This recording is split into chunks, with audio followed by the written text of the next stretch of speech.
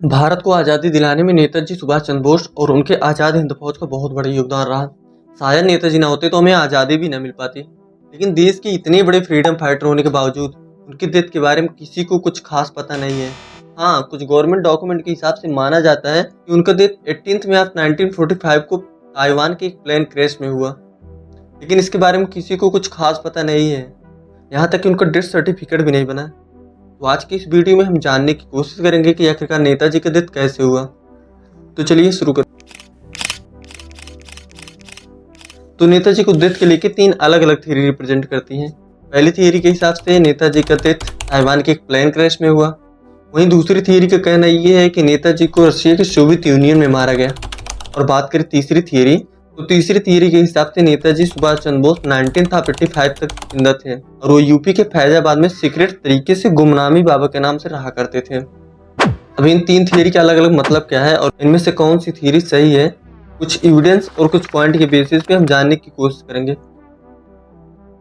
जब 18 मई 1945 को नेताजी की डेथ हुआ, उसके बाद 1950 से लेकर 1970 तक नेताजी की डेथ पे कई बार इन्वेस्टिगेट हुआ और हर बार रिजल्ट यही निकल के आया कि नेताजी का डेथ ताइवान के एक प्लेन क्रैश में हुआ, जहां पे वो बुरी तरह से जल चुके थे और वहीं पे उनका अंतिम संस्कार किया गया और उनके एसेस को जापान के रीनाकोजी नामक टेम्पल में ले जाकर रख दिया गया और अभी तक वो एसेस वहीं पर है।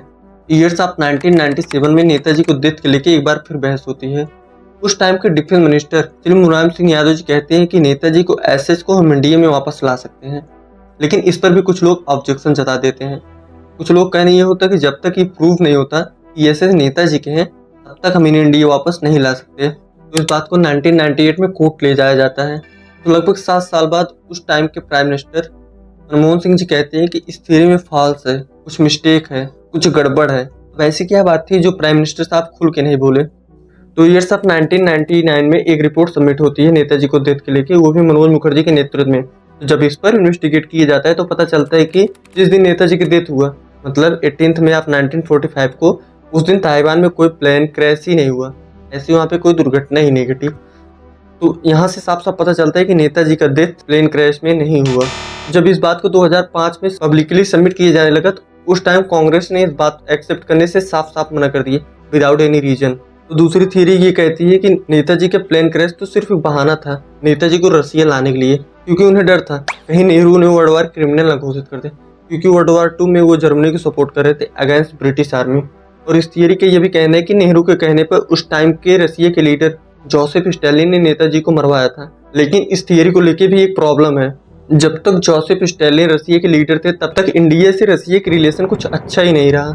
इनफैक्ट जोसेफ स्टालिन नेहरू और गांधी को पसंद तक नहीं करते थे, उन्हें गालियां देते थे। तो जो इंसान नेहरू को पसंद तक नहीं करता था, उनके कहने पे ऐसे इंसान को क्यों मरवाएगा जो इनडायरेक्टली उसी के देश को सपोर्ट कर रहे होते हैं। यहाँ से भी कोई खास प्रूफ नहीं निकलता नेताजी को डेथ को लेके, तो ये कहना पॉसिबल नहीं है कि नेताजी का डेथ रसिया में हुआ। बात करें तीसरी थियरी की, तो कई बार ये नोटिस किया जा चुका 1950 से लेकर 1980 तक कि नेहरू नेताजी के फैमिली और रिलेटिव पे जासूसी करवाया करते थे।